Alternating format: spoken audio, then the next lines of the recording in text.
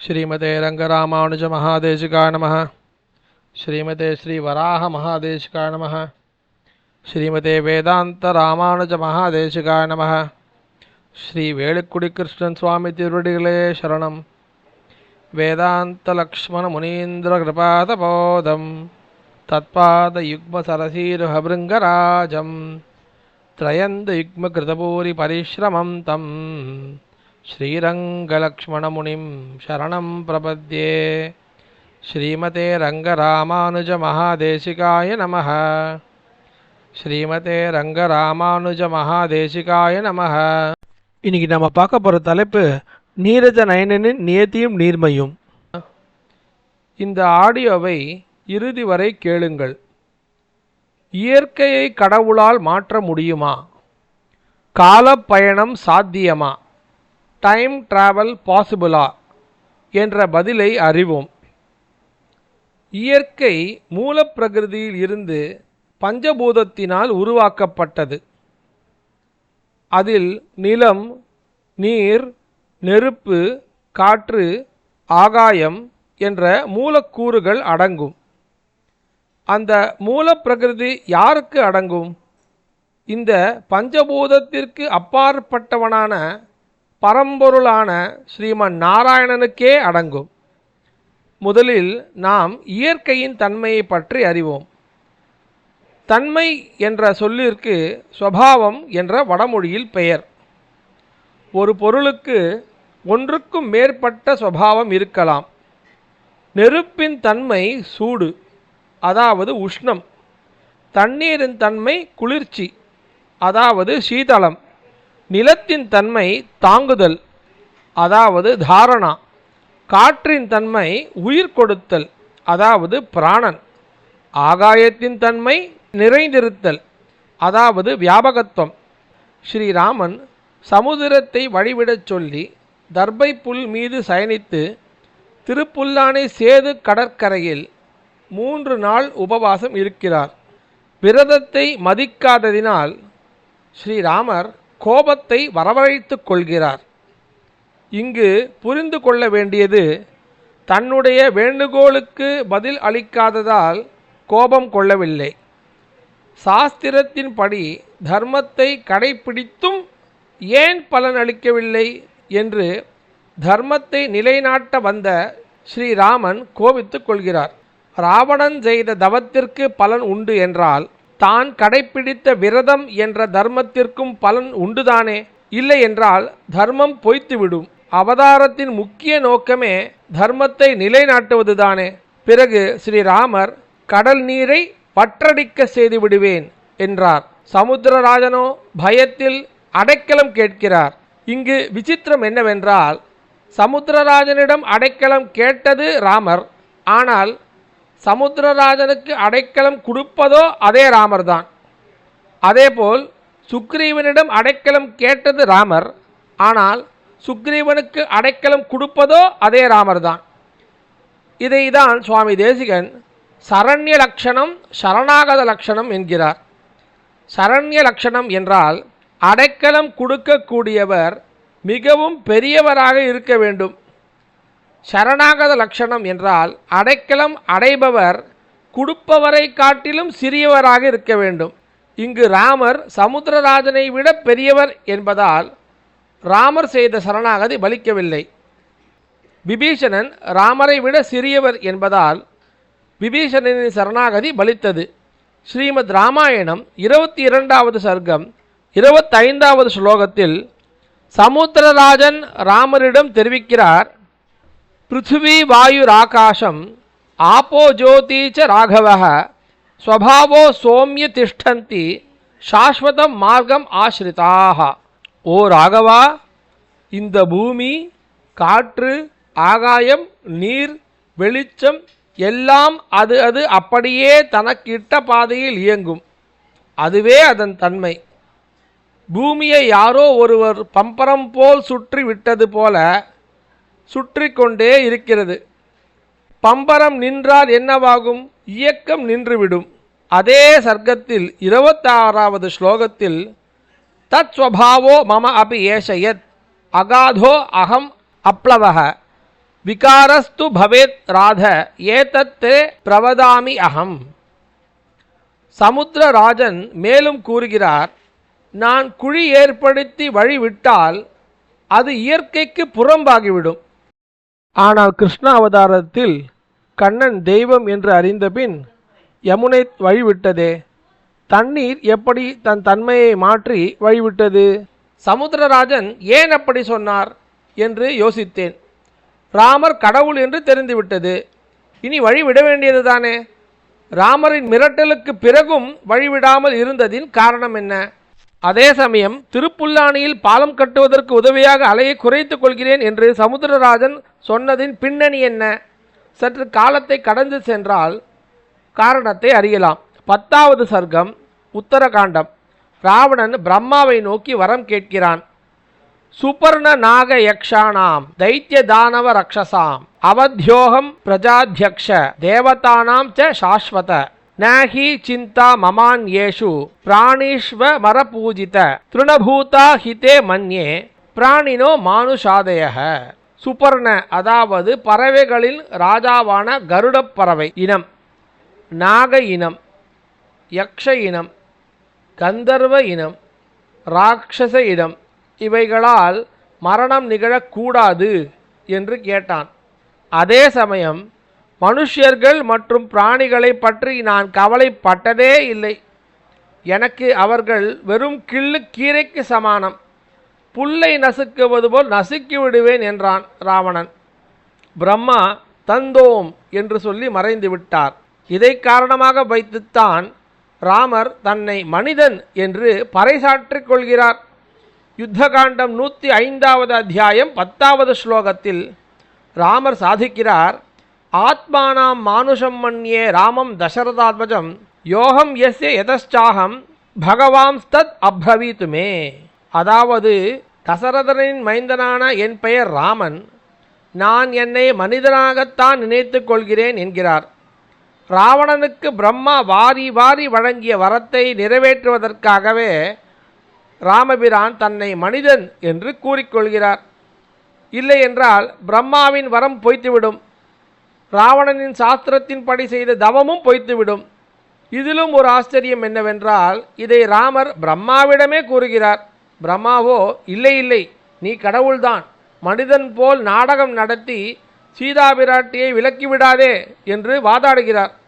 அதில் ஒரு ஸ்லோகத்தை ரசிப்போம். பவான் நாராயணோ தேவக ஸ்ரீமான் சக்ராயுத பிரபு ஏகஸ்ருங்கோ வராகஸ்துவம் பூதபவ்யச பத்னஜித். நீர் சாக்ஷாத் நாராயணனின் அவதாரம், சுதர்சன சக்கரம் தாங்கியவர், ஒரு கொம்பு உடைய வராக அவதாரமும் நீயே. கடந்த காலம் மற்றும் வரும் காலத்தின் எதிரிகளை வென்றவனும் நீயே. கடந்த கால எதிரி என்றால் வென்றவனே என்ற வார்த்தை பொருந்தும். இனி வரும் கால எதிரி என்றால் வென்றவனே என்ற வார்த்தை எப்படி பொருந்தும்? அதேபோல் விஷ்ணு சகஸ்ரநாமத்தில் பூதபவ்ய பவத் பிரபு என்று வருகிறது. நேற்றைக்கும் இன்றைக்கும் நாளைக்கும் நீயே தலைவன் என்று.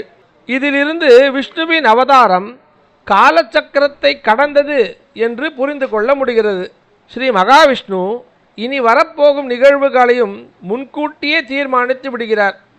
சொல்லப்போனால் வரும் காலத்தை முன்கூட்டியே அறிந்துவிட்டால் சுவாரஸ்யம் போய்விடும் என்ற ஒரே காரணத்தினால் ஸ்ரீமன் நாராயணன் இந்த விளையாட்டை மறைபொருளாக விளையாடுகிறார். தமிழ் படத்தில் ஹீரோதான் கடைசியில் ஜெயிப்பார் என்று முதலிலேயே தெரியும். தெரிந்தும் படம் பார்க்கிறோமே, அதுபோல இப்பொழுது சீதா பிராட்டியிடம் செல்வோம். மலர் என்ற பொருளுக்கு வாசனை என்ற தன்மை உண்டு. ஸ்ரீ சூக்தம் என்ற வேதத்தில் கந்தத்வாராம் துராதர்ஷாம் நித்யபுஷ்டாம் கரீஷினீம் ஈஸ்வரீகும் சர்வபூதானாம் தாமிஹோபஹ்வயே ஸ்ரீயம் என்று நறுமணம் என்ற அனைத்து வாசனைகளுக்கும் மூல காரணம் மகாலட்சுமி தாயாரே நீதானது என்கிறது. எம் சர்வகந்த இதி சாதனமுத்வகந்தி என்று கோதாஸ்துதியில் சுவாமி தேசிகன் சாதிக்கிறார். அதாவது எல்லா நறுமணங்களுக்கும் ஆண்டாள் தாயாரே நீதான் காரணம், அனைத்தும் உன்னிடத்தில் இருந்துதான் வருகிறது என்கிறார். பெருமாளுக்கு சர்வகந்தன் என்ற பெயர் மற்றும் குணம் உண்டு. இதை சுவாமி பராசர பட்டர் என்ற மகான் ஸ்ரீகுணரத்ன கோஷத்தில் திவ்ய தம்பதியான ஸ்ரீரங்கநாத பெருமாள் மற்றும் ஸ்ரீரங்கநாயகி தாயார் திருமேனிக்கு திவ்யமங்கள ஸ்வரூப குணம் என்று ஒன்று உண்டு. அதற்கு சௌகந்தியம் என்று பெயர். தமிழில் பரிமளம் என்பார்கள். பரிமளம் என்றால் நல்ல மனம். பெருமாள் பரிமள ரங்கநாதனாக இருந்தால் தாயார் சுகந்த ரங்கநாயகியாக இருப்பாள். பெருமாளின் குணத்தை தாயாரும் சரிநிகராக பகிர்ந்து கொள்கிறாள் என்று இதிலிருந்து தெளிவாகிறது. இதில் நாம் கற்க வேண்டிய விஷயம் என்னவென்றால், பெருமாள் தன் பெருமையை ராமாவதாரத்தில் முழுமையாக வெளிப்படுத்தாதது போல் சீதா பிராட்டியும் முழுமையாக வெளிப்படுத்தவில்லை. என்ன காரணம்? ராமன் எவ்வழியோ சீதை அவ்வழி. இருப்பினும் விதியை மாற்றக்கூடிய அதிசயம் காணப்பட்டது. சுந்தரகாண்டம் 53வது சர்க்கம் 28வது ஸ்லோகம். எதி அஸ்தி பத்னி சுஸ்ருதா எதி அஸ்தி சரிதம் தபஹ எதி ச அஸ்தி ஏக பத்னித்வம் ஷீதோ பவ ஹனுமதஹ. என் பதிவிரதா தன்மையின் தபஸ் உண்மையானால் அனுமனுக்கு வைத்த நெருப்பு குளிரட்டும் என்கிறாள். ராவணன் அனுமான் வாளில் தீயை வைத்த பொழுது சீதா பிராட்டி நெருப்பு குளிரட்டும் என்று ஆணையிடுகிறாள். அதென்ன நெருப்பு குளிர்வது? குளிர்ந்தால் அது எப்படி நெருப்பாகும்? இதுதான் விந்தை. ஒரு பொருளின் தன்மையை அப்படியே நேர் எதிராக மாற்றிவிட்டால் அது இயற்கையின் நியதிக்கு எதிரல்லவா? பிரகலாதனும் இதையே தான் சொன்னான். எனக்கு நெருப்பு ஜில் என்று குளிராக இருக்கிறதே என்று. இங்கு நெருப்புக்கு சுடும் என்ற தன்மையை கொடுத்ததே பகவான் ஸ்ரீமன் நாராயணன் தான் என்று புரிந்து கொள்ள வேண்டும். கடல் ராஜாவான சமுத்திரராஜன் ஆணவத்தினால் பெருமாளிடம் கட்டளையை மீறிய பொழுது ராமர் பாடம் கற்றுக் கொடுத்தார். அதேபோல் கிருஷ்ணாவதாரத்தில் இந்திரனின் கர்ப்பத்தை அடக்கினார். கோவர்தனகிரியை தன் சுண்டு விரலால் உயரத் தூக்கி, உன்னை இந்திரன் ஆக்கியதே நான் தான், மழை செறிவர பொழிய விடாமல் மக்களை துன்புறுத்துகிறாயா என்று.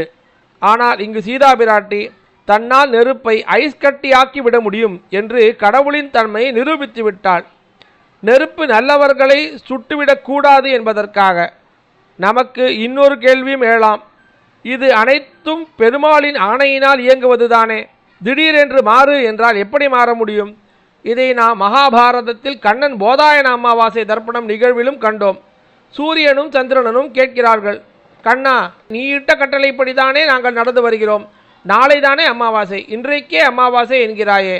அதற்கு கண்ணனோ, அமாவாசை என்றால் என்ன என்று கேட்கிறார். பதிலுக்கு இருவரும், சூரியனும் சந்திரனும் ஒரே நேர்கோட்டில் வருவது அதுதான் அமாவாசை என்றார்கள். அதற்கு கண்ணனோ சிரித்து கொண்டே, நீங்கள் இருவரும் இப்போது நேர்கோட்டில் தானே இருக்கிறீர்கள், அதனால் இன்றுதானே அமாவாசை என்று வியப்பான பதில் அளித்தார். இதில் நாம் கற்க வேண்டிய விஷயம் ஒன்றுதான். தர்மத்திற்கு உதவியாக எந்த காரியம் செய்தாலும் அதுவும் தர்மமே. இது சூரியன், சந்திரன், நிலம், நீர், நெருப்பு, காற்று, ஆகாயம், மனிதன் அனைவருக்கும் பொருந்தும். சாமானிய தர்மம், விசேஷ தர்மம் என்று இரு பிரிவாக பிரிப்பார்கள்.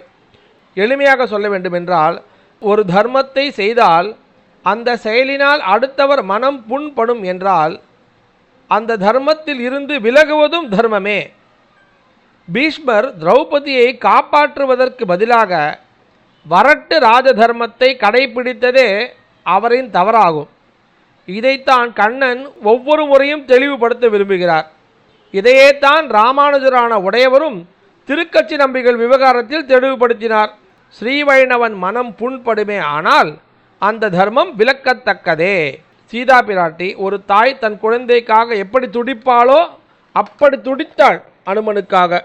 29வது ஸ்லோகத்தில், எதி கஷ்டித் அனுக்ரோஷக தஸ்ய மயி அஸ்தித தீமக எதிவா பாக்ய சேஷம் மே ஷீதோ பவ ஹனுமதக.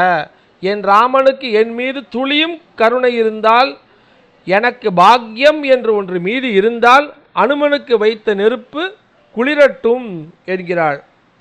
சீதை தெய்வம் அல்லவா? அதனால் அக்னி பகவானிடம் பிரார்த்தனை செய்யவில்லை, பதிலாக ஆணையிடுகிறாள். கெஞ்சுவதற்கும் ஆணையிடுவதற்கும் வித்தியாசம் உண்டு அல்லவா? பிராட்டி தெய்வத்தின் தன்மையை வெளிப்படுத்தி காப்பாற்றியது போல பெருமாளும் பிரகலாதனை நெருப்பின் தன்மையை குளிராக மாற்றி காப்பாற்றினார். இப்படி ஸ்லோகங்கள் சொல்லிக்கொண்டே போகலாம். மனம் இருந்தால்தான் மல்லிகை பூவிற்கு மதிப்பு. காகிதப்பூ மணக்காது. தன்மையை இழந்த ஒருவர் தன் மதிப்பை இழப்பதற்கு சமானம்.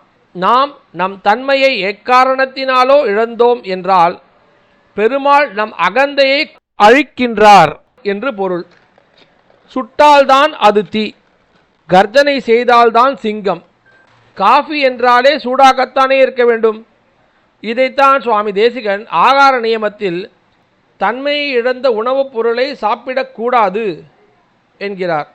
அதாவது ஒரு மாங்காய் மாம்பழம் ஆகிறது. அதுவே அழுகிவிட்டால் மாம் என்ற தன்மையை இழந்து விடுகிறது. மாம் காயும் இல்லை, மாம் பழமும் இல்லை. அந்த தன்மையை நமக்கு கொடுப்பதே ஸ்ரீமன் நாராயணன் தான். தெய்வம் நினைத்தால் தன்மையை கொடுக்கவும் செய்யும், எடுக்கவும் செய்யும்.